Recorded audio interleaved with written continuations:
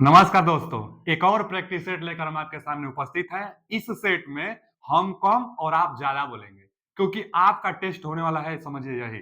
जो बच्चे बहुत समस्या करते थे कि सर क्वेश्चन के आप सामने आ जाते हैं, हम लोग नहीं देख पाते हैं, तो ठीक है, हम हर एक क्वेश्चन पर थोड़ा-सा हम पीछे हट जाया करेंगे और आप क्वेश्चन पढ़िएगा। उसके बाद आप अपने आप पहले खुद सोचिएगा कि आप बना पा रहे हैं कि नहीं, क्या उसका जवाब होगा। क्वेश्चन पढ़िए, उसके बाद क्या उसका जवाब होगा, आप बना पा रहे हैं कि नहीं, और लास्ट में ज़रूर बताइएगा कि कितना क्वेश्चन आपने सही किया हुआ है। क्वेश्चन जो लिया गया है टीजी2 लेवल का क्वेश्चन है, जेईई लेवल का एक भी क्वेश्चन नहीं है इसमें, जो कि एग्जाम में एकदम किसी न किसी एग्जाम में आने वाला है और इसमें भी आने की बहुत ज़्यादा चांसेस होगी, वैसा-वैसा क्वेश्चन लिया गया है। तो चलिए हम चलते हैं क्वेश्चन की तरफ, आप भी बताइएगा। पढ़िए आप ही पढ़िए और आप ही जवाब दीजिए। हम आज कम बोलेंगे, आप ज़्यादा बताइए। आप ज़्यादा सोचिए, उसके बाद अंत में जवाब ज़रूर बताइएगा कितना आपने सही किया हुआ है, कितना आप क्वेश्चन बना ले रहे हैं, ताकि आपको भी पता चले कि आपका कितना तैयारी हुआ है। बताइए तो डीसी मशीन में लौह हानि से क्या होता है? डीसी मशीन में लौह हानि से क्या होता है? लौह हानि को ही आयरन लॉस कहते हैं। आयरन लॉस, चाहे इसी को कोर लॉस भी कहते हैं। Core loss. तो कोर लॉस चाहे आयरन लॉस से क्या होगा? विकल्प पढ़ लीजिए। हीटिंग इन कोर, कोर में हीट उत्पन्न होगा, कि लेस इन इफिशियंसी, इफिशियंसी घट जाती है, कि राइज इन टेम्परेचर, टेम्परेचर बढ़ जाता है, कि all of the above. All of the above होगा ना? अब तो सोच लिए होंगे ऑल ऑफ द एबव होगा, क्योंकि आयरन लॉस चाहे कोर लॉस, कोर का लॉसेस है, तो कोर में लॉसेस होगी तो क्या होगा? ट्रांसफार्मर की दक्षता भी कम होगी, जो हीट भी बनेगा, कोर में हीट भी बनेगा, तो हीट भी बनेगा, दक्षता भी कम होगी, और कोर में हीट तो बन ही रहा है, दक्षता कम हो रहा है और टेम्परेचर भी बढ़ रहा है। ये सब ऑल ऑफ द एबव, इसका कौन सा option? D option is right answer. और कुछ हम एक्स्ट्रा जानकारी दे रहे हैं जो कि एग्जाम के लिए बहुत महत्वपूर्ण है। क्या है? तो देखिए, आयरन लॉस और कोर लॉस एक ही बात को कहते हैं। यह किसके योग के बराबर होता है? तो जो आयरन लॉस होता है ना, चाहे कोर लॉस, यह eddy current plus hysteresis loss के योग के बराबर होता है। यह eddy current plus hysteresis loss के योग के बराबर होता है आयरन लॉस। अच्छा जी, यह आयरन लॉस को ज्ञात कैसे करते हैं? आयरन पहले ईडी करंट जो लॉसेस होती है, इसको कम करने के लिए लेमिनेटर बनाई जाती है, हिस्टैरिसीस लॉसेस को कम करने के लिए सिलिकॉन मटेरियल प्रयोग किया जाता है। अब आयरन लॉस को ज्ञात कैसे किया जाता है? तो ट्रांसफार्मर में दो टेस्ट होता है, एक शॉर्ट सर्किट टेस्ट, एक ओपन सर्किट टेस्ट। कौन कौन? एक शॉर्ट सर्किट टेस्ट और एक ओपन सर्किट टेस्ट। तो जो शॉर्ट सर्किट टेस्ट होता है, इससे कॉपर लॉस ज्ञात करते हैं, और जो ओपन सर्किट टेस्ट होता है, इससे आयरन लॉस ज्ञात करते हैं। Iron loss open circuit test से और शॉर्ट सर्किट टेस्ट से कॉपर लॉस। जो शॉर्ट कॉपर लॉस होता है वेरिएबल लॉस होता है, आयरन लॉस जो होता है यह कांस्टेंट लॉसेस होता है। अच्छा जी, अब रही बात कि ओपन सर्किट टेस्ट करेंगे तो किस साइड ओपन? ट्रांसफार्मर में दो साइड होता है, एक लो वोल्टेज साइड, एक हाई वोल्टेज साइड। तो जो जो ओपन सर्किट टेस्ट होता है इसमें और एक शॉर्ट सर्किट टेस्ट, तो शॉर्ट सर्किट टेस्ट में ना बचा, लो वोल्टेज साइड को शॉर्ट करते हैं, हाई वोल्टेज साइड इक्विपमेंट लगाते हैं। कई बार क्वेश्चन पूछता है, आप सेट मारते हो तो देखते होंगे। तो हाई वोल्टेज साइड आप इक्विपमेंट लगाएंगे, इसमें लो वोल्टेज साइड इक्विपमेंट लगाएंगे। ओपन सर्किट टेस्ट करने के लिए लो वोल्टेज साइड में सारा इक्विपमेंट निकालेंगे। क्या क्या इक्विपमेंट लगता है? तो वोल्ट मीटर, एमीटर और वाट मीटर, तीन इक्विपमेंट लगता है। तो low voltage side open circuit test में और शॉर्ट सर्किट टेस्ट में हाई वोल्टेज साइड इक्विपमेंट लगाई जाती है। कॉपर लॉस वेरिएबल लॉस होता है। चलिए, तो यहां से क्वेश्चन जितना बनेगा हम सब कुछ बता दिए। अगला क्वेश्चन क्या कर रहे हैं आपको पता होगा, आप पहले जवाब सोच लीजिए। देखिए क्वेश्चन क्या है, उसका जवाब सोच लीजिए। क्या है क्वेश्चन? क्वेश्चन है कि क्या बनाए रखने पर आरंभ होते समय आर्मेचर धारा को घटाया जा सकता है? आर्मेचर धारा को घटाया जा सकता है। विकल्प दिया है कि आरएफ यानी फील्ड रेजिस्टेंस अधिकतम और आर्मेचर रेजिस्टेंस न्यूनतम होने पर, फिर आर्मेचर रेजिस्टेंस मैक्सिमम और फील्ड रेजिस्टेंस न्यूनतम होने पर। तो पहले तो जो पूछा उसका फॉर्मूला लिख लेना चाहिए। आर्मेचर धारा पूछा है ना जी, तो आर्मेचर धारा का फॉर्मूला आपको लिख लेना चाहिए। आर्मेचर धारा कैसे निकल कर आता है? चलिए बैक ईएमएफ से ही हम बता दे रहे हैं। बैक ईएमएफ क्या होता है? V माइनस आईए आर ए, V माइनस आईए आर ए। तो वहां से अगर आइए आर्मेचर धारा निकालेंगे आप, तो इसको इधर बुला लीजिए, इसको उधर बुला लीजिए। तो देखिए आईए आर ए इधर आएगा, आईए आर ए इस साइड आ गया, उस साइड V है और ईबी उधर चला जाएगा, तो ईबी है। ठीक। अच्छा जी, अब देखिए यहां से आइए बताइए, आप यहां से आइए बताएंगे तो आर इसके बटा में, यानी भी में से जो सप्लाई वोल्टेज है उसमें से आप बैक ईएमएफ घटाएंगे, बटा में आर ए कर लेंगे, तो यही आएगा आर्मेचर करंट। ठीक है जी, आर्मेचर करंट बराबर। अब वही आर्मेचर करंट किससे घटाया जा सकता है? तो आर्मेचर रेजिस्टेंस बढ़ाकर आर्मेचर रेजिस्टेंस घटाया जा सकता है। आप तो जवाब सोच ही होंगे ना, आर्मेचर रेजिस्टेंस ज्यादा होना चाहिए। आर्मेचर रेजिस्टेंस मिनिमम, ये गलत है। आर्मेचर रेजिस्टेंस मैक्सिमम, ये हो सकता है। आर्मेचर रेजिस्टेंस मिनिमम, ये गलत है। आर्मेचर रेजिस्टेंस मैक्सिमम, ये भी हो सकता है। लेकिन आर्मेचर रेजिस्टेंस जब मैक्सिमम होगा तो फील्ड रेजिस्टेंस क्या होगा? इसको मिनिमम करने के लिए तो फील्ड रेजिस्टेंस न्यूनतम रहना चाहिए। फील्ड रेजिस्टेंस ने यहाँ मैक्सिमम दिया है, तो ये गलत है। इसका कौन सा जवाब? D option is right answer. कैसे? तो देखिए ना, अब फील्ड रेजिस्टेंस कम रहेगा तभी तो आर्मेचर रेजिस्टेंस कम आएगा, क्योंकि अनुक्रमानुपाती में है ये वाला, और ये आर्मेचर रेजिस्टेंस व्युत्क्रमानुपाती में है। V बराबर आई आर होता है, मतलब V बराबर आई आर, तो V बराबर आई आर फील्ड रेजिस्टेंस जितना कम रहेगा उतना आर्मेचर रेजिस्टेंस कम होगा, क्योंकि अनुक्रमानुपाती में है। तो ये मिनिमम और ये मैक्सिमम, तो D option is right answer. चलिए आगे चलते हैं। अगला क्वेश्चन क्या है, compensating binding is placed in the, compensating binding कहां प्रयोग किया जाता है, विकल्प भी दिया है। कॉम्पनसेटिंग बाइंडिंग पोल शू में बनाई जाती है। कंपनसेटिंग बाइंडिंग पोल शू में, पोल शू में, इसका A option is right answer. Pole shoe क्या होता है, जैसे कोई भी मशीन है, कोई भी मशीन है, कोई भी मशीन है, कोई भी मशीन है, तो जो यह होता है ना भाग, यही पोल शू है, यहीं पर कंपनसेटिंग बाइंडिंग बनाई जाती है। और जो कंपनसेटिंग बाइंडिंग होता है ना, जो रोटर होता है, तो आर्मेचर के साथ सीरीज में कंपनसेटिंग बाइंडिंग होता है, ये भी जानते रहिएगा। कंपनसेटिंग बाइंडिंग आर्मेचर के साथ सीरीज में होता है, पोल शू पर कंपनसेटिंग बाइंडिंग बनाई जाती है। कॉम्पनसेटिंग बाइंडिंग का काम आर्मेचर रिएक्शन में एक क्रॉस मैग्नेटाइज आता है, उसको कम करना, तो आर्मेचर रिएक्शन को कम करना कंपनसेटिंग बाइंडिंग का काम होता है, और यह पोल शू पर बनाई जाती है। ए ऑप्शन इज राइट आंसर। अगला क्वेश्चन है कि डीसी मोटर में अग्रग मतलब लीडिंग होता है, लीडिंग पोल टिप फ्लक्स डेंसिटी क्या होगा। अच्छा जी, बढ़िया क्वेश्चन है कि डीसी मोटर में अंडर लीडिंग पोल टिप पर फ्लक्स डेंसिटी क्या होगा। देखिए दो चीज होता है, एक जनरेटर एक मोटर। तो जो जनरेटर होता है और एक मोटर होता है, क्या होता है, देखिए एक तो होता है जनरेटर, जनरेटर, और एक होता है मोटर। तो मोटर में ना विपरीत दिशा में रोटेट करता है, और जनरेटर में क्लॉकवाइज दिशा में। अच्छा, और यहाँ पर क्या होता है, मैग्नेटिक फील्ड होता है। ठीक, यहाँ पर मैग्नेटिक फील्ड, इसको अभी हटाइए, ये जनरेटर वाला है। तो अब क्या होता है ना कि जो आर्मेचर रिएक्शन होता है, तो जो फ्लक्स होता है यहां से कुछ ऐसे हो जाता है, क्रॉस मैग्नेटाइज में क्या होता है, क्रॉस मैग्नेटाइज में, अब देखिए यहां से मान लीजिए ऐसे जाएगा।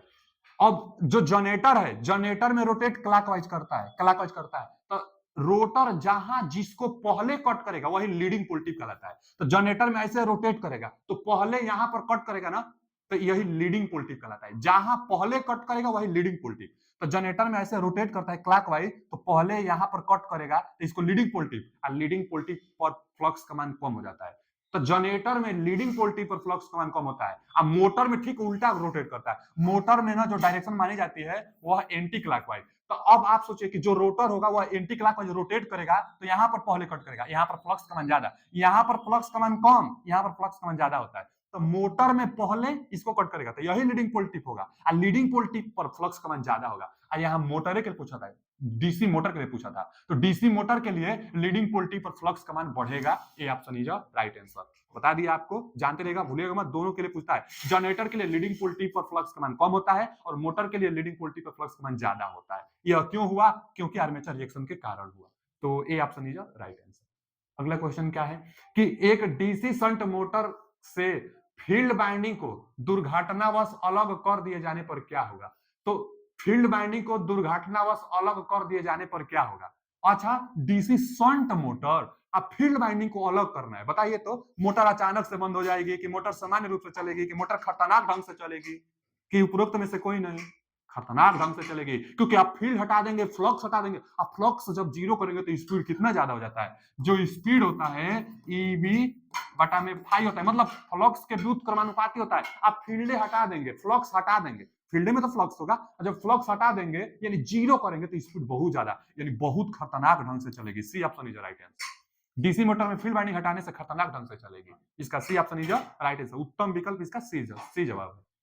अगला क्वेश्चन क्या है कि क्या कम करने के लिए ट्रांसफार्मर में सोपानित का इंग्लिश देखिए स्टेप्ड कोर, बढ़िया क्वेश्चन आ गया। स्टेप्ड कोर किया जाता है, स्टेप्ड कोर किया जाता है। देखिए स्टेप्ड कोर का मतलब ना, कोर जो होता है उसको स्टेप, जैसे देखिए ना, एक तो होता है कोर, मान लीजिए आई आकृति की, ऐसे हो सकता है, और नहीं तो इसी कोर को स्टेप किया जाता है। स्टेप में क्या किया जाता है, कोना से, चारों कोना से कुछ कट कर दिया जाता है, चारों कोना से ना कट कर दिया जाता है। स्टेप्ड कोर इसी को कहा जाता है, स्टेप्ड कोर। ठीक, चारों कोना से कट करके कैसे बनाई जाती है, कुछ ऐसे बनाई जाती है,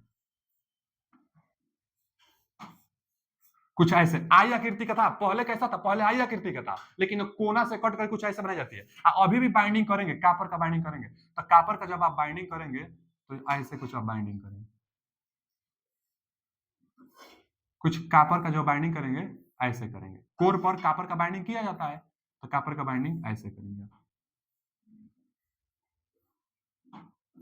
ठीक है ना। देखिए अब यहां से ये बाइंडिंग हुआ, तो पहले आई आकृति का था, लेकिन स्टेप्ड कर देंगे। स्टेप्ड मतलब ना किनारे से कोर को कट काट देंगे। तो ऐसा क्यों किया जाता है, पूछा है कि stepped core are use in transformer order to reduce, किसको रिड्यूस करने के लिए, किसको कम करने के लिए स्टेप्ड कोर का इस्तेमाल किया जाता है। पहला विकल्प है वॉल्यूम ऑफ आयरन, आयरन की मात्रा को कम करने के लिए। वॉल्यूम ऑफ कापर, कापर की मात्रा को कम करने के लिए, कापर की जो बाइंडिंग है, कि आयरन लॉस को कम करने के लिए, कि रिलक्टेंस ऑफ कोर, कोर के रिलक्टेंस को कम करने के लिए। तो इसका सही जवाब कापर को कम करने के लिए, ताकि कापर लॉसेस कम से कम हो जाए। क्योंकि देखिए ना, यहां से ना अगर आई आकृति का होता और उसके बाद आप बाइंडिंग करते तो कापर मटेरियल ऊपर भी कुछ ज्यादा लगता और यहां से भी कापर मटेरियल कुछ ज्यादा लगता।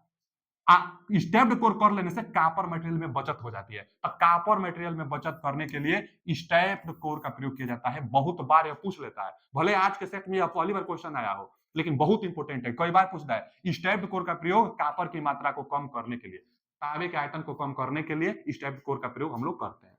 तो इसका B option is right answer. अगला क्वेश्चन क्या है कि बड़ी मशीनों में तांबे की चपटी पट्टी को क्या कहते हैं, बताइए। In large machine flat copper strip known है। बड़ी मशीनों में जो कापर की चपटी पट्टी होती है ना कम्यूटेटर के ऊपर, उसको क्या कहते हैं, हम संकेत दे दिए। कम्यूटेटर के ऊपर होता है कापर का चपटा चपटा एक भाग उभरा हुआ, उसको क्या कहते हैं, आईटीआई में आप पढ़े होंगे, राइजर। कम्यूटेटर राइजर आप सुने होंगे। कम्यूटेटर के जस्ट ऊपर चपटा हुआ एक भाग होता है उभरा हुआ, जिसको कम्यूटेटर राइजर कहते हैं। कम्यूटेटर राइजर पर ही बाइंडिंग लिया कर अटैच की जाती है वायर को, तो राइजर कहते हैं। इसका कौन सा option, C option is right answer. पूछ लेता है क्वेश्चन, पूछा हुआ ही है क्वेश्चन, तो दम जो हम बता देते हैं ना हमेशा के लिए याद हो जाना चाहिए, ताकि आगे आए तो आप बना लें। तो इसका राइजर सही जवाब है। अगला क्वेश्चन क्या है कि निम्न में से कौन सा अस्थैतिक उत्तेजक है, ये भी क्वेश्चन बहुत बार पूछता है। स्टैटिक एक्साइटर, एक्साइटर क्या होता है, सिंक्रोनस जनरेटर को एक्साइट करने के लिए, डीसी सप्लाई देने के लिए। सिंक्रोनस जनरेटर डबल एक्साइटेड होता है, डीसी सप्लाई भी देते हैं और जनरेटर क्या करता है, एसी आपको देता भी है। अल्टरनेटर जो होता है, चाहे सिंक्रोनस जनरेटर जो होता है, आपको एसी सप्लाई देता है और उसको एक्साइट करने के लिए डीसी दिया जाता है, इसलिए डबल एक्साइटेड कहते हैं। तो डबल एक्साइटेड में वही एक्साइटेड करने के लिए डीसी सप्लाई आप किससे दे सकते हैं, तो बहुत तरीका होता है, उसी में से एक एक्साइटर आता है। तो स्टैटिक एक्साइटर निम्न में से क्या है। स्टैटिक मतलब जो स्थिर अवस्था में रहता हो, तो आप पकड़ लेंगे डीसी दिया है कि डीसी सेपरेटली एक्साइटर जनरेटर, तो स्टैटिक में नहीं आ सकता। स्टैटिक मतलब स्थिर होना चाहिए, तो ये तो होगा होगा नहीं। अब दिया है एम्प्लीडाइन, एम्प्लीडाइन कैसे होगा, एम्प्लीडाइन तो होता ही नहीं है। फिर आगे मेटाडाइन, मेटाडाइन भी नहीं। एक ही ऑप्शन बच गया रेक्टिफायर। रेक्टिफायर आप जानते हैं, रेक्टिफायर एक ऐसा स्टैटिक डिवाइस है जो डीसी में कन्वर्ट करता है, एसी को डीसी में कन्वर्ट करता है, डीसी सप्लाई ही दी जाती है एक्साइटर के रूप में। तो स्टैटिक डीसी रेक्टिफायर होता है, D option is right answer. ये भी कई प्रकार का होता है, लेकिन स्टैटिक रेक्टिफायर पूछता है तो आप रेक्टिफायर बता दीजिए। आगे विद्युत मशीन में भार विहीन घूर्णी हास हास को क्या कहते हैं, यानी लॉसेस को ना, नो लोड रोटेशनल लॉसेस, ठीक है जी। No load rotational losses in electrical machine consist of, किससे बना होता है नो लोड रोटेशनल लॉसेस। पहले रोटेशनल को मैकेनिकल लॉसेस भी पूछ लेता है। Mechanical losses fractional loss plus windage loss के योग के बराबर होता है। फ्रैक्शनल लॉस प्लस विंडेज दोनों के योग के बराबर मैकेनिकल लॉस होता है, लेकिन यहां मैकेनिकल लॉस नहीं पूछा है, नो लोड मैकेनिकल लॉस पूछा है। तो नो लोड पर जो आयरन आएगा, जो नो लोड पर लॉसेस होगी वो तो रहेगा ही, प्लस मैकेनिकल लॉसेस भी बताना है। तो केवल ये नहीं बताना है stator core rotor core no load पर कोर लॉसेस आता है, तो नो लोड पर लॉसेस तो रहेगा, अब fraction plus windage mechanical losses तो रहेगा ही। इसका D option is right answer. उम्मीद है कि हमसे पहले आप जवाब सोच ले रहे होंगे।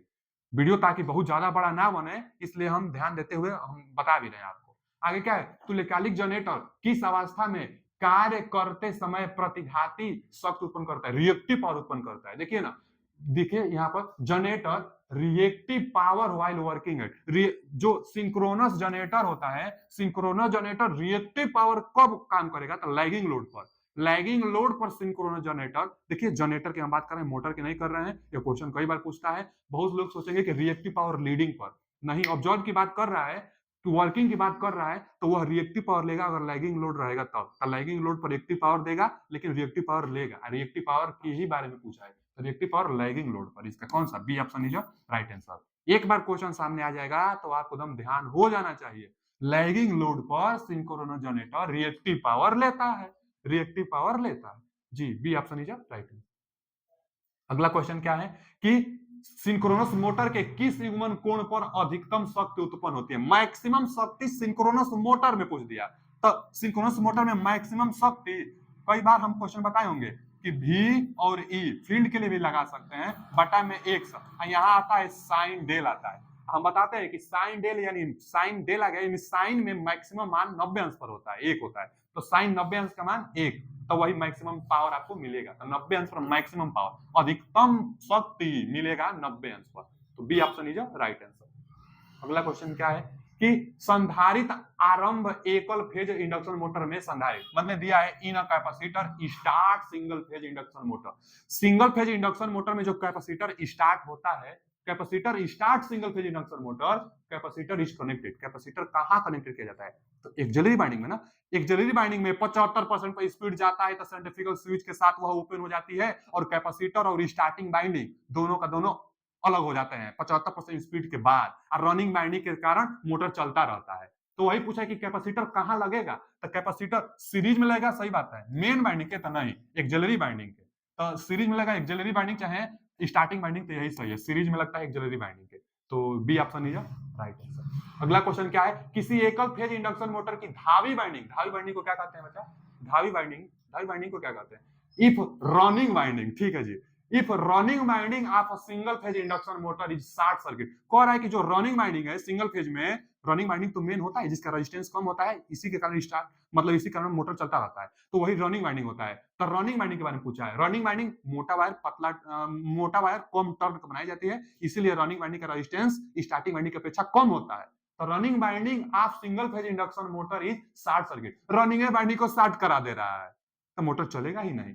देख लिया जाए, धीमी चलेगा कि स्पार्क एट लाइट लोड, माने कम लोड पर वह स्पार्क करेगा, कि ड्रा मतलब अत्यधिक मात्रा में धारा खींचकर गर्म हो जाएगी, कि इनमें से कोई नहीं। बताइए आप, रनिंग बाइंडिंग को शॉर्ट सर्किट कर दी जाती है, रनिंग बाइंडिंग के कारण ही चल रहा था, रनिंग बाइंडिंग को आप स्टार्ट कर देंगे तो अत्यधिक धारा खींचने लगेगी और गर्म होकर जल भी जाएगी।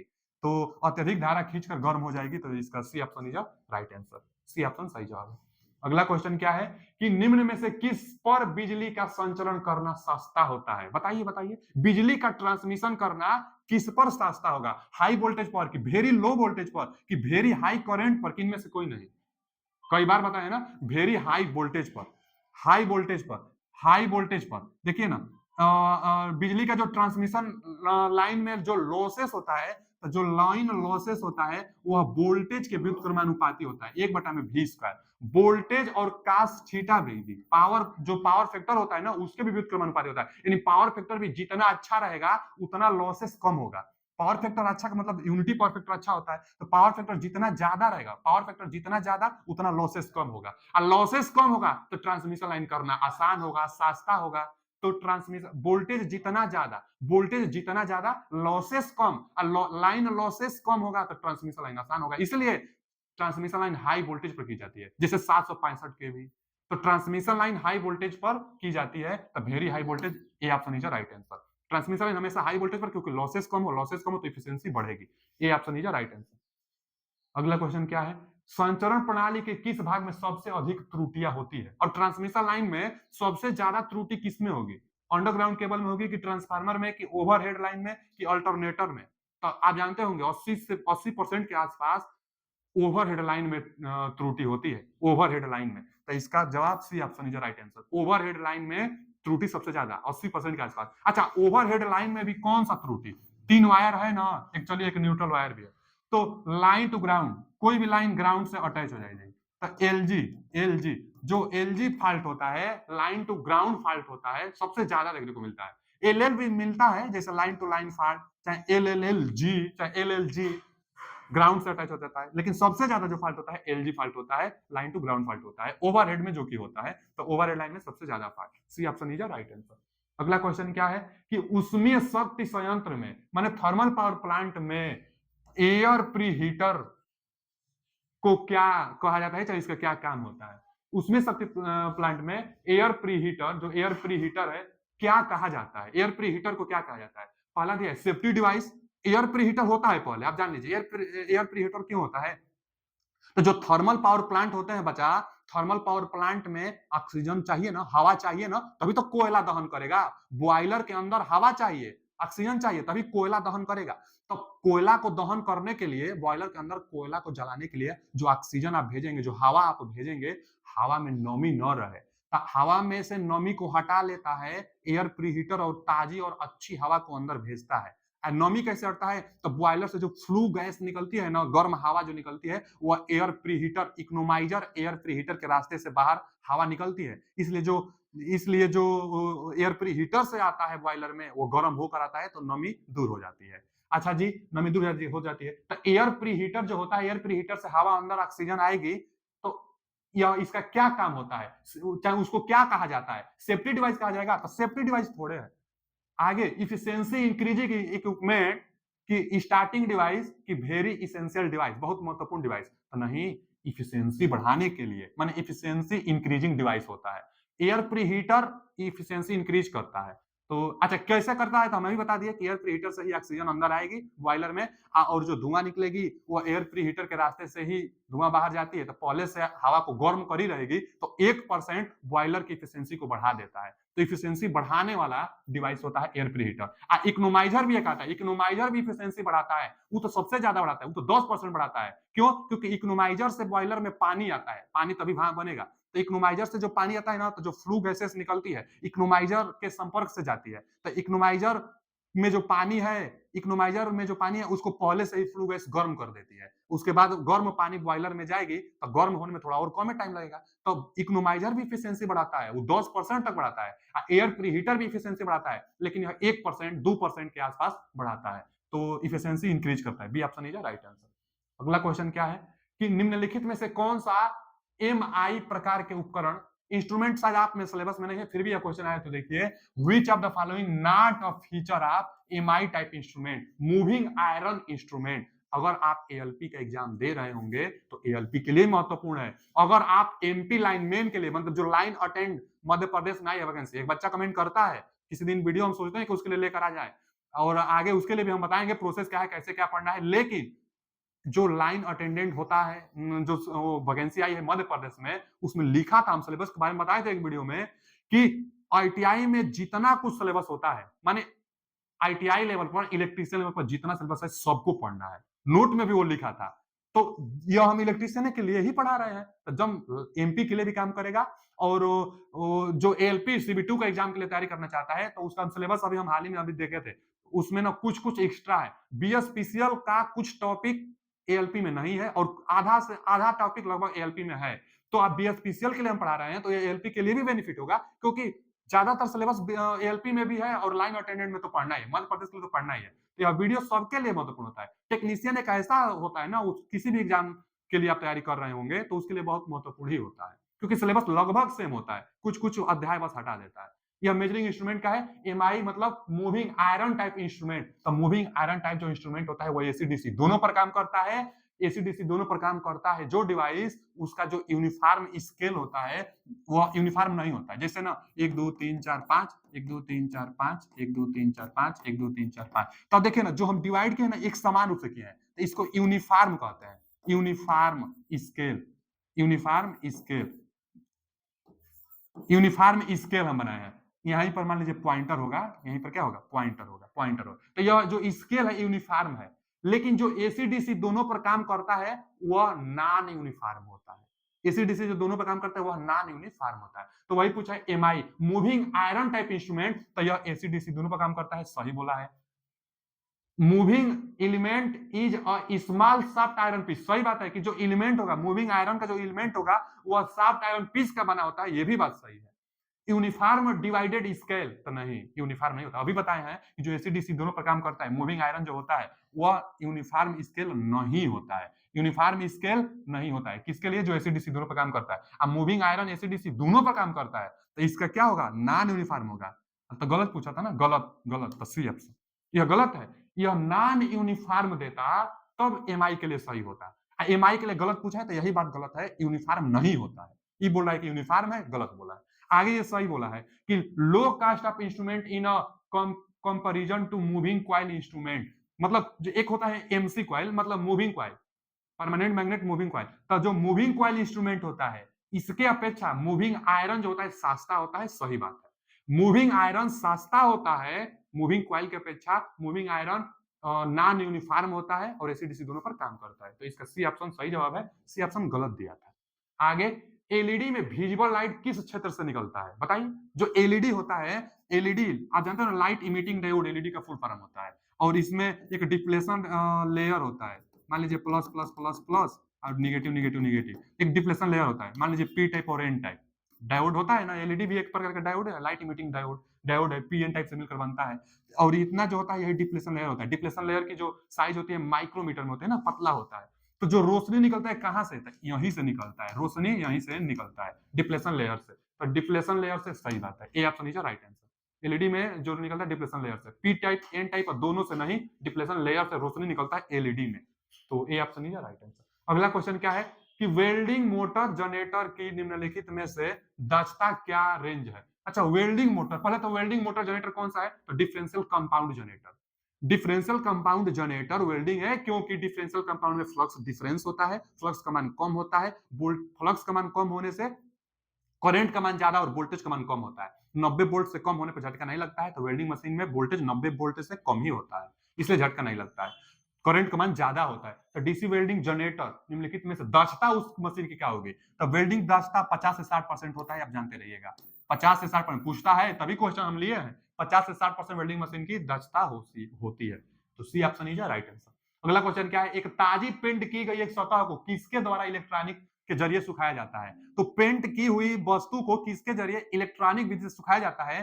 तो जो नॉन मेटेलिक डिवाइस होते हैं, मतलब वस्तु होते हैं, गैर धातुवी नॉन मेटेलिक होते हैं, उनको डाइलेक्ट्रिक, इलेक्ट्रिक में एक डाइलेक्ट्रिक हीटिंग आता है, देखिए यहां दिया है। तो डाइलेक्ट्रिक हीटिंग के जरिए परावैद्युत परावैद्युत के जरिए, परावैद्युत आप जैसे कैपेसिटर भी पढ़े होंगे तो आप जानते होंगे कि डाइलेक्ट्रिक मटेरियल क्या होता है। तो जो नॉन मेटेलिक डिवाइसेस होते हैं उनको सुखाने के लिए इलेक्ट्रिकली विधि होता है, डाइलेक्ट्रिक हीटिंग होता है। तो इसका C option is right answer. अगला क्वेश्चन क्या है कि बिजली घरों में सबसे प्रभावी ढंग से बिजली के उत्पादन के मूल्य को घटाया जा सकता है। उत्पादन, बिजली घर में जो बिजली बनाई जा रही है तो कम से कम मूल्य लगे, किसके कारण? किसको आप बढ़ाएंगे तो कम से कम लगेगा? आगे दिया है कि डाइवर्सिटी फैक्टर को इंक्रीज करने पर। सही बात है। डाइवर्सिटी फैक्टर को बढ़ाने से, डाइवर्सिटी फैक्टर बराबर क्या फॉर्मूला होता है? डाइवर्सिटी फैक्टर का मान 1 से ज्यादा होता है। 1 से जितना ज्यादा रहेगा उतना अच्छा रहेगा। डाइवर्सिटी के फैक्टर का फॉर्मूला का मान क्या होता है कि सम ऑफ इंडिविजुअल लोड बटा में मैक्सिमम डिमांड। तो मैक्सिमम डिमांड से आप भाग देंगे तो मैक्सिमम डिमांड जितना कम रहेगा डाइवर्सिटी फैक्टर उतना ज्यादा। तो डाइवर्सिटी फैक्टर ज्यादा ही तो चाहिए। डाइवर्सिटी फैक्टर जितना ज्यादा रहेगा लागत कम लगेगा। सही बोला है पहला बात। आगे आगे बोला है both diversity factor and load factor increase. ये भी बात सही है। लोड फैक्टर और डाइवर्सिटी फैक्टर जितना ज्यादा रहेगा उतना बिजली घरों में बिजली उत्पादन करने के लिए लागत कम लगेगा। तो लोड फैक्टर भी ज्यादा होता है। हालांकि लोड फैक्टर का मान 1 से कम होता है, डाइवर्सिटी फैक्टर का मान 1 से ज्यादा होता है। हमेशा डाइवर्सिटी फैक्टर का मान 1 से ज्यादा होता है और लोड फैक्टर का मान 1 से कम होता है। लेकिन अगर 1 के पास रहेगा तो बहुत उत्तम है और यह 1 से जितना ज्यादा रहेगा उतना अच्छा है। लेकिन दोनों का मान ज्यादा से ज्यादा चाहिए। तो दोनों का मान ज्यादा से ज्यादा, ये बात सही है। आगे लोड फैक्टर इंक्रीज, केवल लोड फैक्टर इंक्रीज कर रहा है। लोड फैक्टर बढ़ता है लेकिन केवल बोला, यहाँ दोनों दिया है तो दोनों लगाएंगे। अब both load factor and diversity factor decrease का है तो गलत है। इसका B option is right answer. Diversity factor load factor दोनों ज्यादा रहेगा तो लागत कम लगेगा बिजली को बनाने में। आप ध्यान देते रहेगा, दोनों ज्यादा से ज्यादा होना चाहिए। और रियल मान कितना होता है? तो लोड फैक्टर का मान 1 से कम और डाइवर्सिटी फैक्टर का मान 1 से ज्यादा होता है। लोड फैक्टर का फार्मूला क्या होता है? तो एवरेज लोड बटा में मैक्सिमम डिमांड होता है। तो B option is right answer. अगला क्वेश्चन क्या है? निम्न में से किसके लिए न्यूनतम स्तर की प्रतिदीप्ति की आवश्यकता होती है? अच्छा जी, which of the following need lowest level of illumination? Lowest level of illumination. और डिस्प्ले का तो रिजोल्यूशन बहुत ज्यादा होता है, डिस्प्ले का तो होगा नहीं जवाब। फिर फाइन, मतलब सूक्ष्म नक्शाकारी जो आप करेंगे ना, सूक्ष्म कार्य करेंगे, उसके लिए भी रोशनी ज्यादा चाहिए, इसके लिए भी ज्यादा होता है। रेलवे प्लेटफॉर्म के लिए कम चाहिए होता है। और ऑडिटोरियम, जो ऑडिटोरियम होता है, सभागार होता है, वहां भी कुछ का ठीक ठाक रहनी चाहिए। तो सबसे कम तो यहाँ सी सही जवाब होगा, रेलवे प्लेटफॉर्म। रेलवे प्लेटफॉर्म पर रोशनी बहुत ज्यादा नहीं रहना चाहिए, कम भी रहेगा तो चलेगा। तो सबसे इनमें से सबसे कम कहां? तो रेलवे प्लेटफॉर्म पर रोशनी कम होता है। C option is right answer. अगला क्वेश्चन क्या है? तापीय शक्ति थर्मल पावर प्लांट में आ गया, फ्लू गैस से उष्मा खींचकर रिक्त स्थान बॉयलर में जाने वाले फीड वाटर को गर्म करता है। चर्चा किए हैं इसी वीडियो में। कि फ्लू गैस से उष्मा को इकोनोमाइजर खींच लेता है और उसके बाद बॉयलर में इकोनोमाइजर से पानी जाता है और बॉयलर की एफिशिएंसी 10% तक बढ़ा देता है। तो इकोनोमाइजर काम करता है। इकोनोमाइजर यहाँ पर B option is right answer. Economiser से ही पानी जाता है बॉयलर में। और जो फ्लू गैस हो, देखिए पढ़िए ना, फ्लू गैस से उष्मा खींचकर इकोनोमाइजर बॉयलर में जाने वाली फीड वाटर मतलब जो पानी भेज रही है को गर्म कर देता है। तो सही बात है, economiser B option is right answer. अगला क्वेश्चन क्या है कि निम्न श्रेणी के प्लांटों में out of the following plant categorise, कौन सा प्लांट है? पहले प्लांट का दिया है, nuclear power plant, run of river, pump storage और डीजल। और पूछा है the base load power plant. Base load का चर्चा हम करते रहते हैं। बेस लोड पावर प्लांट वह पावर प्लांट होता है जो हमेशा 12 मास चलता रहता है। अब पीक लोड पावर प्लांट वह पावर प्लांट होता है जो कुछ समय के लिए चलता है। तो बेस लोड पावर प्लांट जो हमेशा चलता रहता है। तो बेस लोड पूछा है, तो बेस लोड हम बताते हैं न्यूक्लियर भी है, रन ऑफ रिवर भी है, पाउंडेज वाला नहीं होता है। माने ये पंप स्टोरेज और डीजल पीक लोड में आते हैं। तो दो ही ऑप्शन है इसमें, पहला दूसरा, ए ऑप्शन इज राइट आंसर। यह बेस लोड होता है। चलिए आज के लिए इतना ही, मिलते हैं अगले वीडियो में। कैसा लगा कमेंट करके जरूर बताइए। अगर सेशन अच्छा लगा हो, आपके लिए उपयोगी हो, तो लाइक करके जरूर बताइएगा ताकि हमारा और मनोबल बढ़े, आपके लिए और बेहतरीन बेहतरीन क्वेश्चन लेकर आते रहे। मिलते हैं अगले वीडियो में। पीडीएफ पाने का लिंक लगा हुआ है, ज्वाइन हो जाइए। Thank you.